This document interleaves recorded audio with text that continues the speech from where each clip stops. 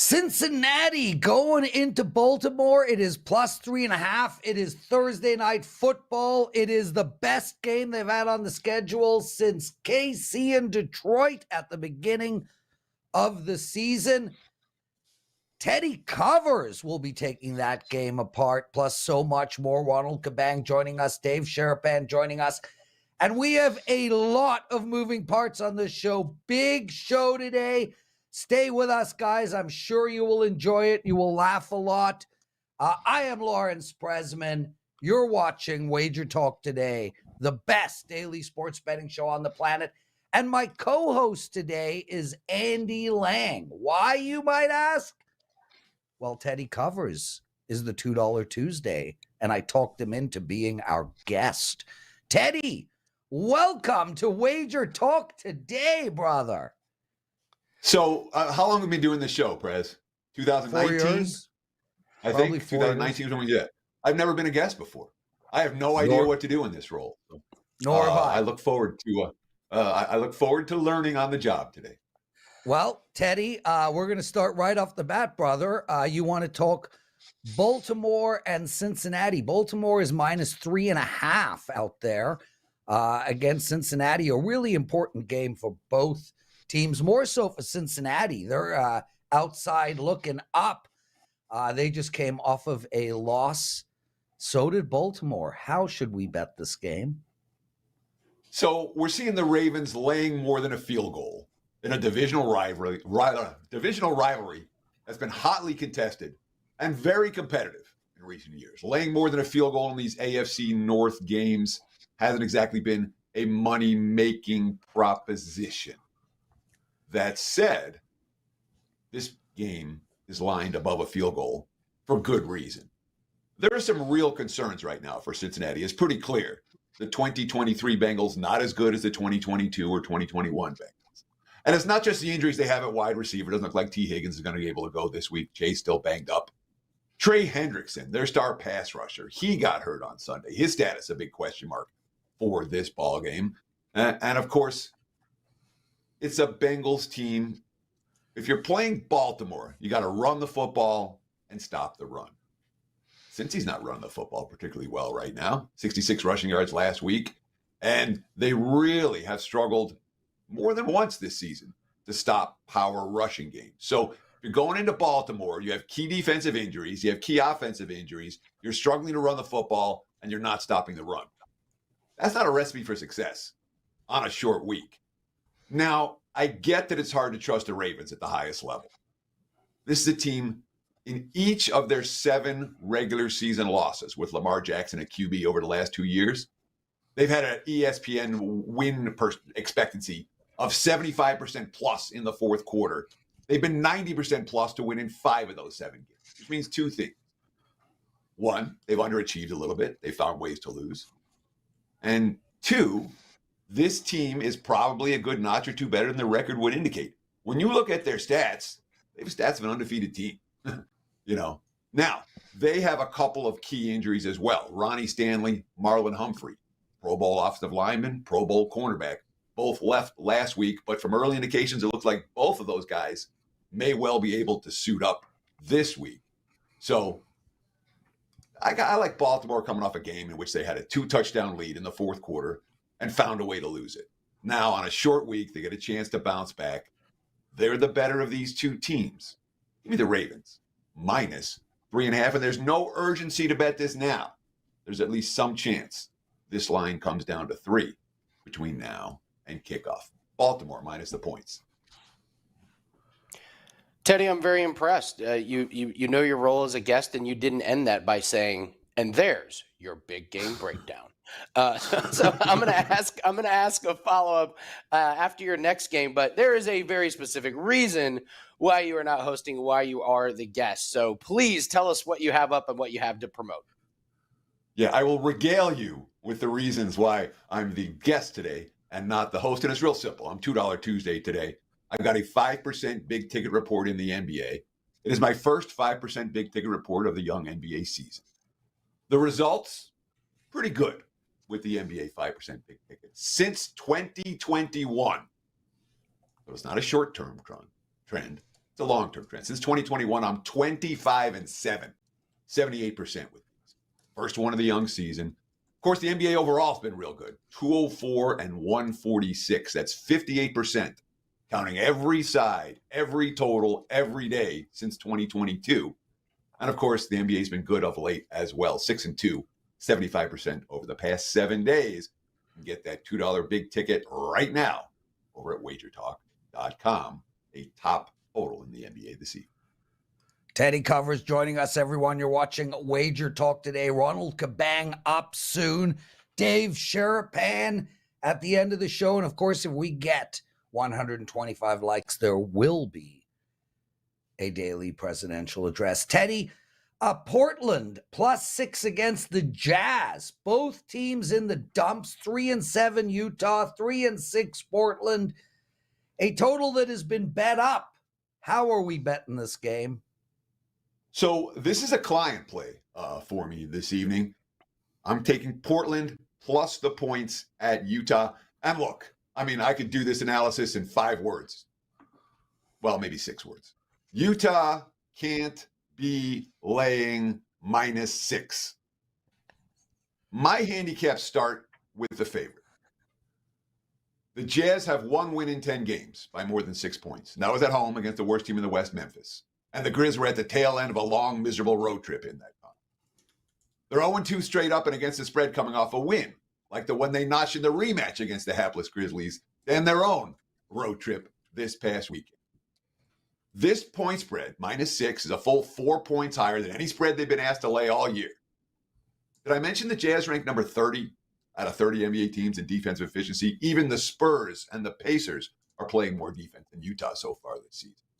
And they don't have injured low-post defensive stud Walker Kessler.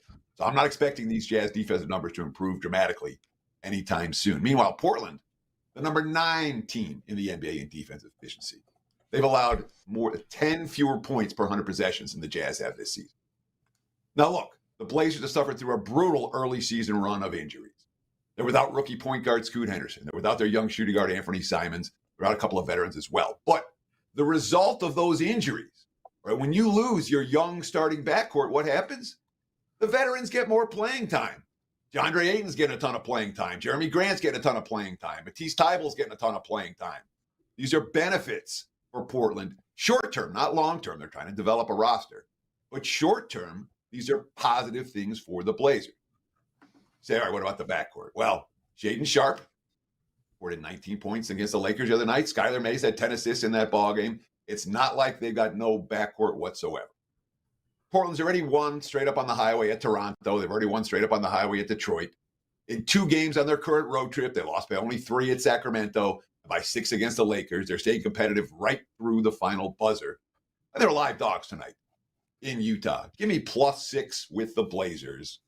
That, again, is a client release for me on Tuesday. Teddy Covers, everybody, the $2 Tuesday handicapper. And Teddy, we're not letting you off the hook. You are going to get a follow-up question. Andy Lang, you have a follow for Teddy?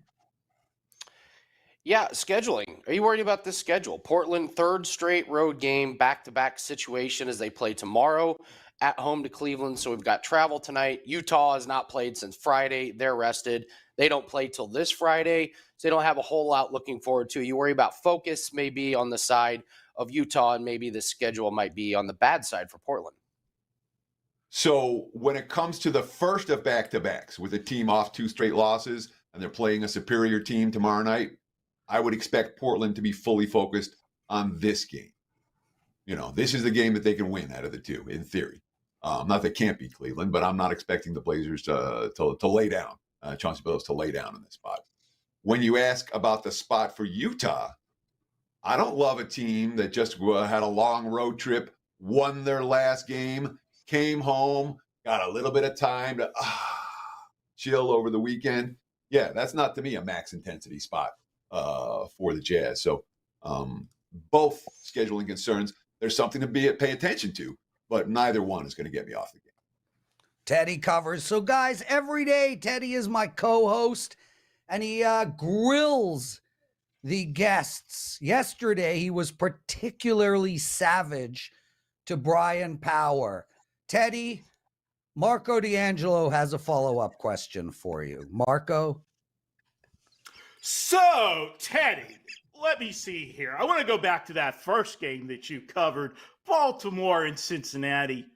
Are you not concerned that this is the season for Cincinnati? They're sitting at 5-4 on the season. Baltimore's at 7-3. If Baltimore wins this game, they go to 8 wins in the win column.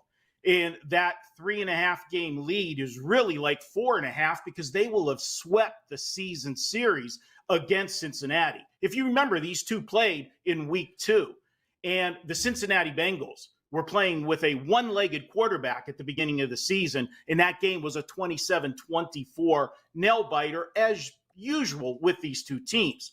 What say you now, where this is life and death for Cincinnati? They can gamble, they can take chances because their season is on the line Thursday night. So Cincinnati's not as good of a team as Baltimore. It's just that simple. Okay. It can be their spot. It can be their game. They're not as good of a team as the Ravens are. And if we continue to look at Cincinnati 2023, like everyone seems to be saying, oh, it's the same Bengals. Oh, yeah, they got a slow start. They'll be fine. 2022 Bengals did that. 2021 Bengals did that. I'm not seeing that from this year's team. I don't think they're as good. And I think Baltimore is as good, if not better. So, yeah, it's Cincy's season. It's Cincy's season for a reason. They're not the better of the two teams. Step up, step down. The Bengals are going to lose on Thursday night, and I expect them to lose by March. Teddy, I disagree with you completely on this handicap, but I'm not involved. Ralph Michaels has a follow-up question for you. Oh, are you at all concerned, Teddy, that I'm going to bring up 2 technical situations? We talked this a few weeks ago here on the show on Friday. When a team loses the first of 2 division games in a season, as a home favorite, they have actually covered 64.7%. As Marco mentioned, Cincinnati lost against, they were a very hobbled team when they lost against Baltimore. And also, we are talking about the best underdog in the NFL. Since 2021, Cincinnati Bengals, a perfect 13-0 against the spread as a dog of 2.5 or more. Not only have they covered those games by 10.38 points per game, but they've actually won 10 of 13 outright. You mentioned the closeness of the AFC North. How about this powerful dog in the Cincinnati Bengals? So this season, since he's been a dog in this point spread range once against San Francisco, and they won that game. Of course, they caught the 49ers in their own little tailspin. So right place, right time for Cincinnati.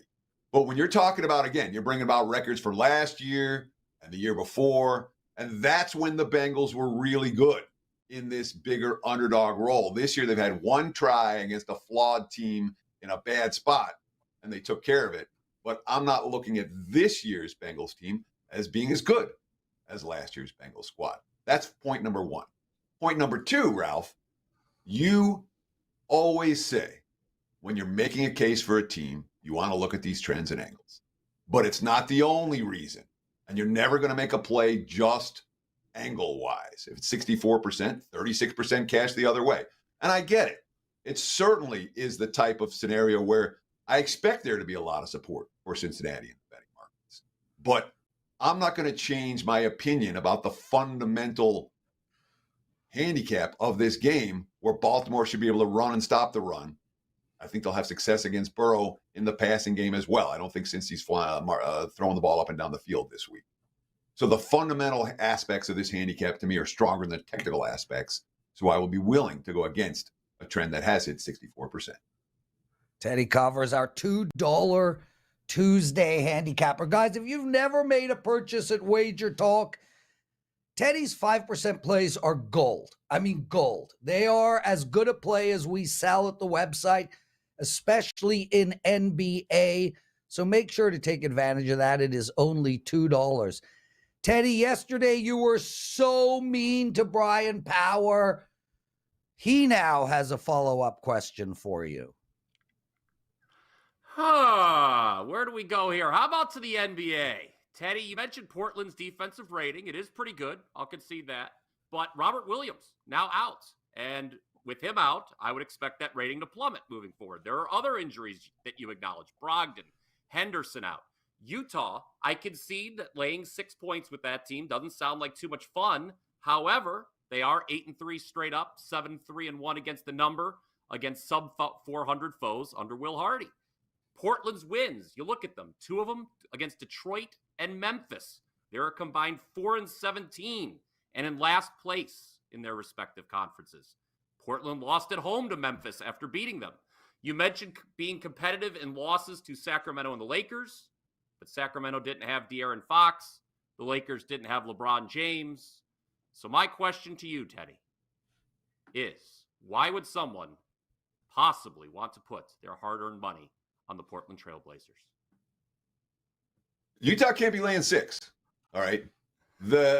Any game the Jazz are going to win right now, it's going to be a dogfight.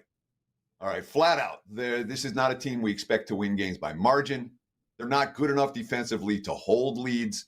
And my handicapping in general is always going to start. Does this favorite deserve to be laying this number? Utah's not the kind of team I'm going to lay 6 points. Certainly not with their defensive acumen. You talked about the injury to Robert Williams for the Blazers. It's not great, but Robert Williams, I mean, what's he getting? 15 minutes of playing time. He hasn't been a factor for Portland in any real way so far this season. His absence isn't great, but that, again, that's part of the reason why I'm getting +6 tonight against a team that can't be laying 6 points. Teddy, did not keep them coming, baby. Teddy, you're handling this like a pro, dude. That's what we wanted. We wanted to make you look smart, considering you don't do that on a regular basis. With that said, Steve Merrill up next. Mr. Covers, Nick Lelec would like to know how old guys do in altitude with attitude, but I'm not going to ask you that because we obviously know how old guys do in altitude because you've traveled to Denver before probably. So what I want to ask you is, as an alum of Michigan, will you write letters to give the national championship back when they win it this year due to the cheating scandal? I could care less if Michigan wins or doesn't win. Again, I enjoyed being a Michigan fan while I lived in Ann Arbor. Thoroughly enjoyed it. Had a lot of fun. They won me a football title in 1997, a national championship, one of the best days of my life. Last. From the day I moved to Vegas, I started betting against Michigan, when appropriate, and I've done it ever since. My first year out here, Plaxico Burress in the big house, 3 touchdowns against the Wolverines. I had Michigan State plus the points. I had Michigan State on the money line. I'm not rooting for Michigan anymore. My days of fandom are 25 years in the rearview mirror. I could care less if Michigan wins, loses, whatever, unless I'm betting on them. I bet on them against Penn State this last week. I cared a lot that they won and covered. But in general, Michigan left me with my senior year with thousands of dollars of what they called unmet need in my financial aid package. And as a result, my senior year was stressed money-wise, big time for me. I've never forgiven the university for that. I never will forgive the university for that. They effed me while I was trying to graduate. Took me a year and a half after graduation, maybe 2 years till I was able to get my diploma in the mail. I got no love for Michigan.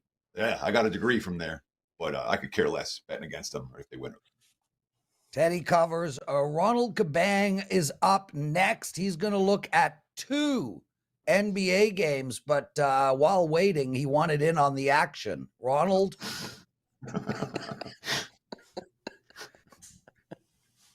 Ronald, you got to unmute. You're muted, buddy. You're muted.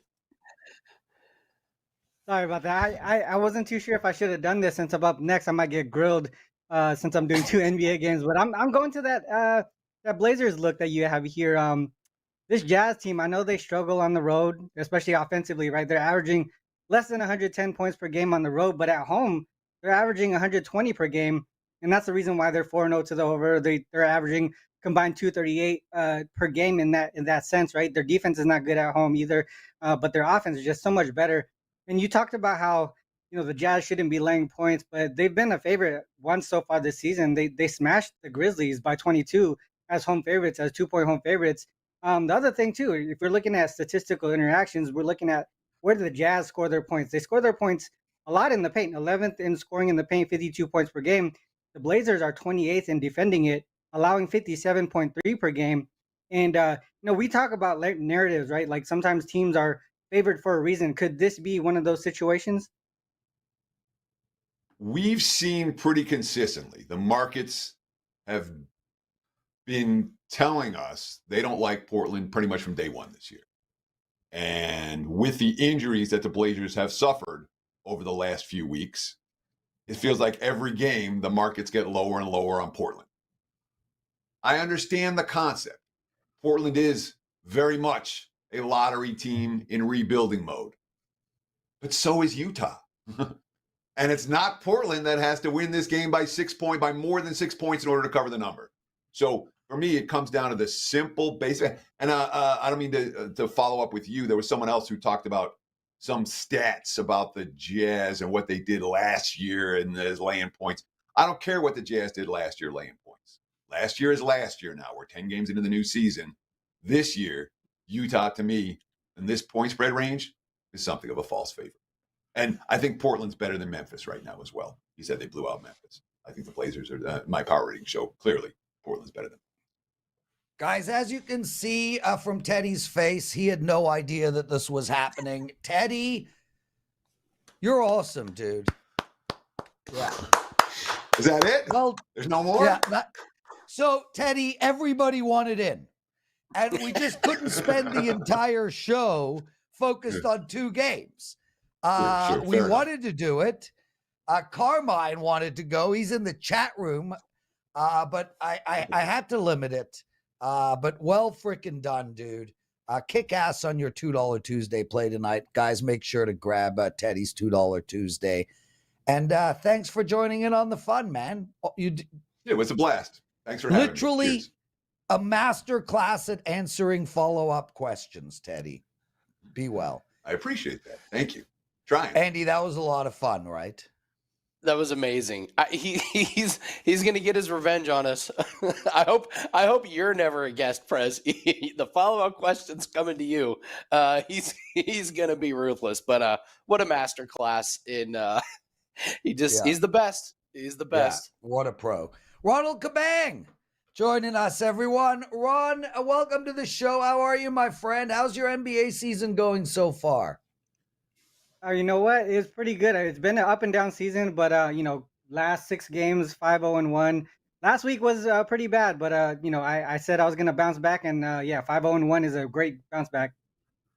Well, there we go. Nicely done. Let's start with, we're going to do 2 NBA games. We're going to start with the Miami Heat. They're -4.5 against Charlotte. And man, I mean, look, totally off topic.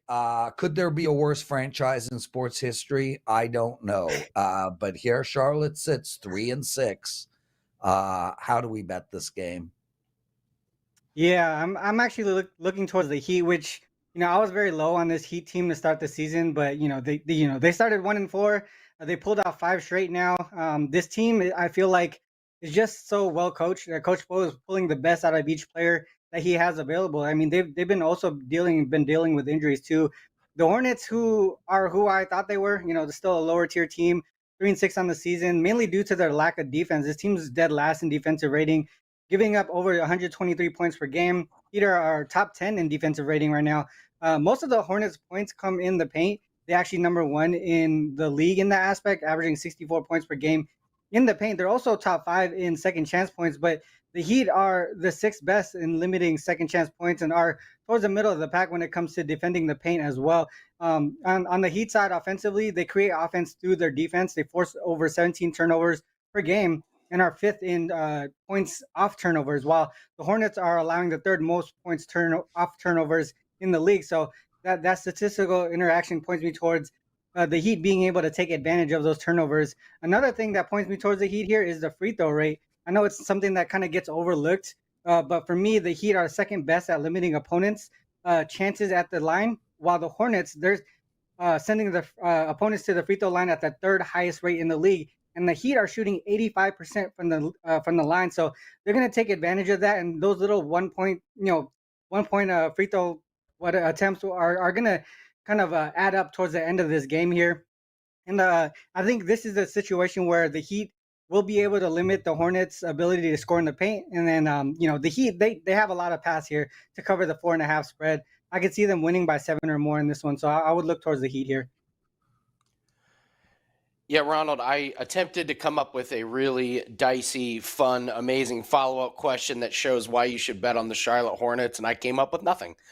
This Hornets team is this Hornets team is just terrible. I mean, they beat Washington, they beat my Pacers by 1. This is certainly not a team that's going to be getting money anytime soon. So I agree with the handicap. I think it's a great spot. I looked over all the NBA games today, and I missed this one. So thank you for bringing that to my attention. That is such a great spot on an absolutely terrible Hornets team. So I like that one.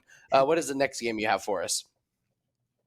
It's the Magic and the Nets here. The Magic 5-4 in the season. They're really covering at a high rate. I think both of these teams really right now are covering at a high rate. The Magic specifically 7-2 against the spread. It has to do with their ability to slow down the pace and just kind of stick around. They put themselves in position to have a chance to win in almost all of their games. 4 of their 5 games have been decided by 4 points or less. Their covers. 3 of those games were by a point or less on the spread. And this is the first of a 4-game road trip, and they're starting the road trip with back-to-back games. They got the Bulls tomorrow. They're already dealing with depth issues because of injuries. Fultz out, Carter and Harris. All of those guys are out for the Magic. The Nets, they're 5-5 on the season. They've also been, like I said, covering machines 8-1-1 against the spread based on the database that I use. 4 of those covers have been decided by 1 point or less. So from a matchup perspective, I think it's pretty tight. But I think there's situations where it gives the advantage towards the Nets here, and most of it is really that first back-to-back. But also, if you look at the situation where the Magic on the road, they're 29th in the league in offensive rating on the road. The Nets as favorites this season, 2-0 straight up and against the spread. They beat the Hornets by 12 on the road. They beat the Wizards by 8 at home. To me, with the injuries and all that stuff, I know the Nets have Simmons out. They have Cam Thomas out. Those are key guys, but they have guys off the bench who are interchangeable, in my opinion. So that's the reason why they've been able to continue their trajectory from when these guys have been out the last few games. But I just don't think the Magic have enough firepower to keep up with the Nets offensively. So I'm looking towards. There's 2 ways to look at this one. Magic team total under, or just go with the Nets -3, and I like the Nets -3 a little bit better. All right, Ronald. This one I've got some concerns about. I'm looking at this Brooklyn Nets team. Here are their wins. Wizards, yikes. They should win that one. Clippers, who scored 93 points. They stink. The Chicago Bulls, barely beat them by 2. I'm not high on Chicago. You and I had a good laugh at their players-only meeting after the first game of the season. Yep. Charlotte, and then I look at who they've lost to. Lose big to Boston. No shame in that. They lost to them big twice. They did lose to Milwaukee.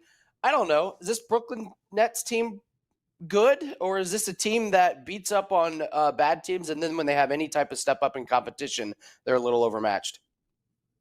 Yeah, for me, I think it's a little bit of both. I think when I look at this Nets team, they've been able to actually win both by defense and offense.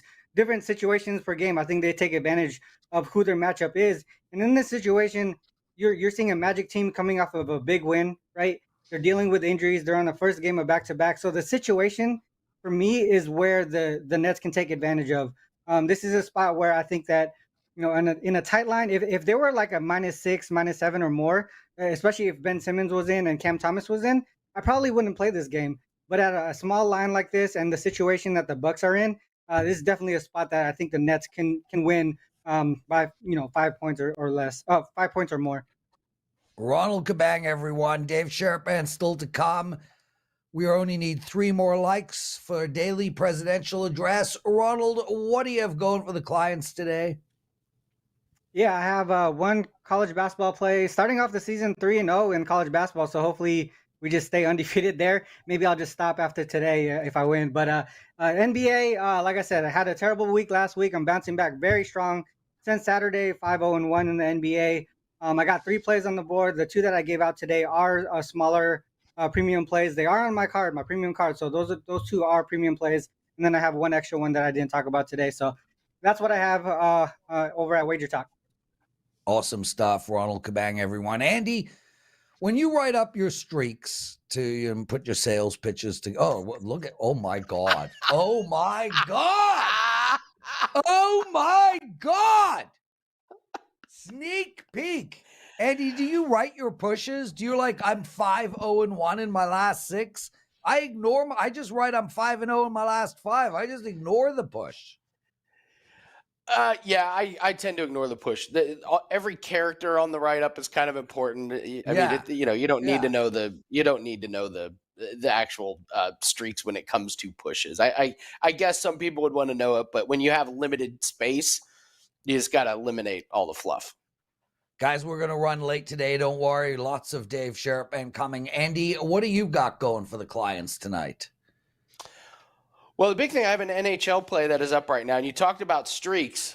Let's do it. 5-0 in my last 5 NHL plays, going for number 6 tonight. We're 11-5 on the season. We've been low volume, and it's been working fantastic. Go get that. However, it is your favorite time of the year, Prez. That is right. It is time to bet on darts.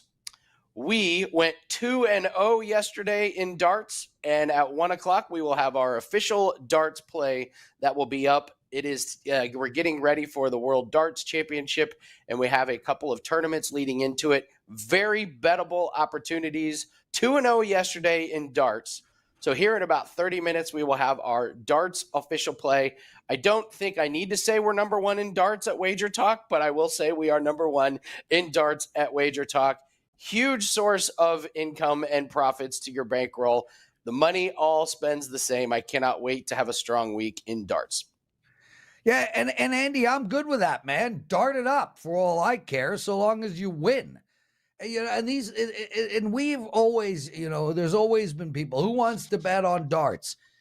I have a financial advisor, Andy.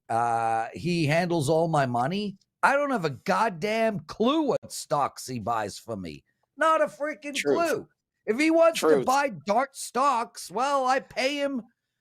I listen to him and he does his thing. Okay, so I do not have any dart plays. Bocce, however. Okay, so I'm going for 7-0 today, bro. Let's do it. I'm on a 6-0 run in my 4% NHL totals. I know. Prez is everyone's well, in your 4% NHL totals. Well, how about 3-0 in all my NHL plays? 7-2, 18-8, 24-13. How about a 10-2 NHL totals run? How about 11-5 in NBA? How about 65% on the NBA season? These are my numbers. And I tonight have a 4% NHL total, 1 NBA, 1 college basketball, and a college football game. They're all over at wagertalk.com. Please take advantage. Dave freaking Sharapan, let's see you. Oh, dude, for a fake stash, that looks incredible. Pretty good, really huh? Good. Pretty good. It's really good. That is spot on. Yeah, you came pretty hard at Teddy today. So I said, you know what? I'm going to have to dress up like Prez. You've been doing this show for so many years. I don't want any drama today. On Flex Tuesday, we're ready to go. I got my bright orange on. I got my best mustache for you, Prez. Where's Teddy? I have a question for Teddy. Yeah. Well, don't we all? Okay, let's move. Dave, I love the orange. The mustache is incredible. Dude, we got lots of questions for you, and I want to start with this game on Thursday night, Cincinnati and Baltimore. This is just a monster of a football game, specifically for Cincinnati. I think Andy mentioned it. I mean, they just cannot afford to lose this football game. They're plus 3.5, and I like the Bengals Are you hearing anything about this game, or do you have any suggestions on how to bet it? Well, in the words of our esteemed guest and featured $2 handicapper, Teddy Covers, the sharp money is on the Ravens, and they're going to let it sit there, hoping that it goes down to 3 to play it. The short week messes this, what I would say is the second best game of the week, because the best game of the week is the Super Bowl rematch on Monday night with Philadelphia and Kansas City. But this is going to be a hell of a football game, and I don't know what's going on with the totals on prime times, on single games on Thursdays, Sundays, and Mondays, but you can print money. It's 25-7 on the season. That's 79% for the math guys. You don't even have to know anything. Just go under. The game's probably going to be, I'm telling you, it sounds crazy, an overplay. But we'll wait and see. We got a lot to talk about. I had something so teed up. I wore the orange, the brownie hat. The Browns are playing the Steelers this week. And my question to you guys, and Theodore especially, was how in the hell are the Pittsburgh Steelers 6-3 when they've been outgained every game? The Browns pull a miracle and come back and beat the Ravens. They were the wrong side for that game for, 57 minutes of it, and then they end up winning it. They're 4 or 4.5 point favorites against Pittsburgh. Yeah. When you look at the numbers for years past, all of that stuff, how in the hell could you be giving the Pittsburgh Steelers 4 points? And how do they keep winning games? That was my hard question. Well, me and you, Dave, I'll take that question. How can how can anyone bet Pittsburgh? I mean, why don't you wait until the Apple stock reaches the highest level in history of mankind and then buy it? This is a horrific football team. There is not one category to knowledge, and I could be wrong, there might be one somewhere. There is not one category that Pittsburgh is better than Cleveland at. Nothing. Not on D, not on offense. I'm doing that game in my NFL presidential address, Dave, and I'm pulling it up now. I literally write in the game, I will bottom line this. In order for Pittsburgh to cover +4, they might have to hold Cleveland to 13 points. That is how bad this Pittsburgh offense is. And even though they just put up 23 on Green Bay and 20 on Tennessee, they are now facing a monster. This Pittsburgh team will struggle to score 2 touchdowns. This game is Cleveland all the way. I don't know how we got into this specific game, but you and I disagree there. I am literally very impressed with your writing skills. The fact that you did this already on Tuesday is even more impressive, because I think we got to let some narratives develop, right? We have to have the week play out. We don't have that option, Dave. I got to do a daily NFL presidential address. I tape every Tuesday. I don't have the option to wait it out. The bottom line is Pittsburgh ain't scoring in this game. So in order to cover 4, you're going to need to score. Another under. Let's go under again. Of course there's going to be. Yeah, I like the under in this game. Dave, let's stay with NFL, and then Andy will get to some college football. Okay. Andy, you want to add something to the Cleveland-Pittsburgh conversation? No, you guys are doing great. I'm just I'm mesmerized by the colors and the mustaches going on. Yeah, it's like I'm in a boxing fight, and I've gotten rocked and I'm seeing double here. So no, I've got a college football one. Andy, you know my favorite color is orange. Do you know what color best matches orange? Blue. And that's why you're in the middle, bro. Dave, it does look good. What else in NFL are you seeing or hearing out there? Somehow the Raiders beat the Jets. Anybody that watched the game Sunday night knows that I'm not sure it was the right side, but it got there. The game stayed under again. They go to Miami. I can't this is one of those ones. I don't know where it's going to stop. They've already laid any initial numbers with Miami. They're going to keep laying it with Miami. The Raiders got no shot there. The Buffalo Bills have everybody questioning everything. They fired the OC this morning. It's not his fault they had 12 guys on the field. Who knows? They're laying 7 against the Jets. That one is going to be a dog. They're going to take the dog there. There's a lot of really strange matchups. There's a couple really big spreads. Washington laying a gigantic number against the Giants. Nobody knows what to do with them. Sunday night, Minnesota plays Denver, and you come off the Monday night win. Denver's getting right. Minnesota keeps winning with Dobbs. The number's 2.5. It's going to bounce. But if there gets to be a 3, they're going to back up the Brinks trucks, the wise guys, the rhombuses, the parallelograms, whatever you want to call them, sharp, square. I don't know. I lose track of all the terms. But they're waiting to bet Minnesota in that spot. That's all I've heard so far. Philadelphia, Kansas City, Monday night. We got a long time to worry about that. That's the game of the week. It's sitting 3. It's going to sit 3. Their books are looking for every reason to get off of the 3. They're waiting for the bet to tell them maybe that's the side. I don't think it's going to move. It's going to sit 3. They're going to play with the juice all week. 46.5, 47, somewhere in that number. That one's coming down. Primetime under Monday night. Dave, real quick in college football, you mentioned the unders in the primetime games. I have to ask, do the sharps, do they follow trends like that? And I specifically want to ask you about this Iowa and the unders with Iowa. Is it like they can't put the number low enough? And it hits every single time, but it seems a little ridiculous, like when you're laying under 30 points in a college football game. But is this something that the books in Vegas take a ton of money on? Well, this is one of the things that I think books in general across the country are taking a ton of money on because it keeps getting there.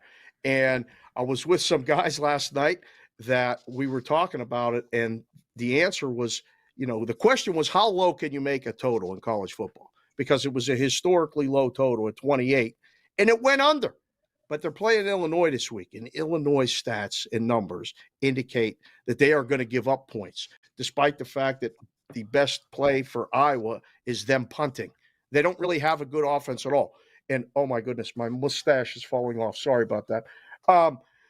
Andy, to answer your question, yes, they pay attention to it, but in a way that when they're zigging, everyone else is zagging. They want to look for something to play over, to play opposite of it. And this might be the week you get it. There's hesitation in putting that number up. It's about 30 or 30.5, and I think they're looking to play it over. So keep an eye on that game all week. College schedules is pretty tough this week. There's a lot of games that either don't matter, have big spreads. Next week is the real main course for Thanksgiving week. I can't keep this up anymore, boy.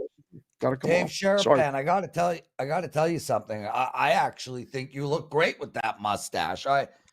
You should consider growing one. No, we don't need it. We don't look as good as you.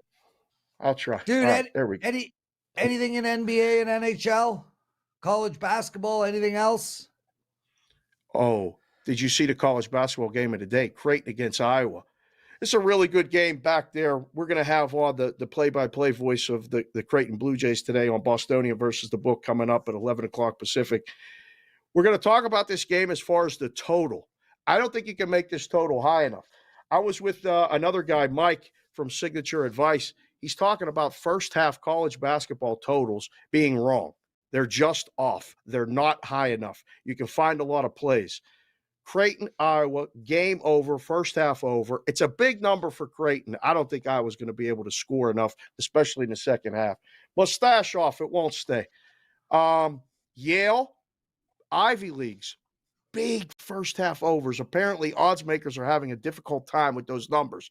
Pay attention to that going forward the rest of the week. Dave Sharapan, everyone. Outstanding, dude. We loved having you on. What do you got to promote? Tell us about all your shows. Like I said, Bostonia versus the Book every day on the YouTube channel, the @ Boston versus the Book, Monday through Friday, 11 o'clock Pacific. Get in the chat. Very similar to this show. Guests, all that other stuff. Cash considerations every single week. Me, Dan Alexander, Anthony Yanisi, absolutely annihilated the picks this week. Had a great week on the pick show, but we do the show twice a week. That's available wherever you get podcasts. And then tonight and every night, Monday through Friday, 5 o'clock Pacific, 8 o'clock Eastern, that's 7 Central. I'm on Sports Grid TV, Sirius XM 159, and the rest of the stuff for In-Game Live. That's it. No drama. Flex it out on the way out. Teddy, you did a great job. Thanks, Andy. Thanks, Prez. See you guys next week.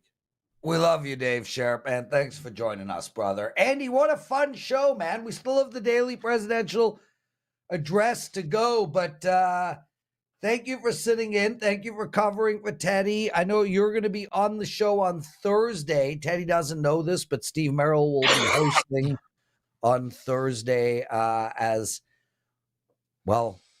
Let me just make it blunt. It's going to be warm, and I'm going to golf. It will be the last day of the year for me golfing. There's not many courses left open, so I'm going to take advantage of it. But given the daylight savings time has left the building, I got to do it before the show begins. Andy, we'll come back to you to close. Dan, we got 165 likes. It's time. Okay, everybody, it's time for your daily presidential address, and I have 2 hockey dogs to give out on this show. One I absolutely love, like I'm betting it, and I'll tell you which one. Before we get into that, I do want to make mention that my 4% NHL totals are the strongest plays I release on a regular basis. Well, the second strongest. The strongest play I ever release is an NFL ATS bet. I didn't even have one the entire week last week, but let's move on from that. 4% NHL total, strongest hockey play that I put out. I'm on a 6-0 run on them. I am 84% on the season in these 4% NHL totals. I've one up tonight for you guys. I also have an NBA play up. My NBA has ridiculous 64% on the season. And I have a college football and college basketball play. Grab them all together, combined one package at WagerTalk.com. Okay, NHL. Well, let's start right off the bat. Boston Bruins playing Buffalo tonight. Buffalo is plus 120, and I like them. I would love them had Boston have beat Montreal, but they didn't. They did go to overtime and get 1 point, but I like the Buffalo Sabres tonight. They're coming off a 4-0 loss against Pittsburgh. This is a great spot for them. And they're a good team, guys. They're a team that's going to be right there in the thick of things for the playoffs. And I do believe the Boston Bruins are going to regress. The other game is Columbus. They are plus 150. And this is the game that I am personally betting. Now, I get it. Pittsburgh's on a 4-game win streak. Columbus is on a 5-game losing streak. It's exactly in those spots that I want to be betting on the team in the middle of a losing streak and against the team in the middle of a winning streak. This Pittsburgh team is not a good hockey team. I think when all is said and done, both these teams are going to be somewhat similar in record. I think Columbus gets it going. They win tonight, plus 150. That is my second favorite hockey play on the card. Thanks, everybody, for watching. Andy, I'm having Montreal smoked meat sandwich with extra mustard on rye bread. Take us home. All plays can be found at WagerTalk.com. Don't forget to like and subscribe and grab my NHL best bet on a 5-0 run. Good luck on all your plays. We will see everyone tomorrow on Wager Talk Today.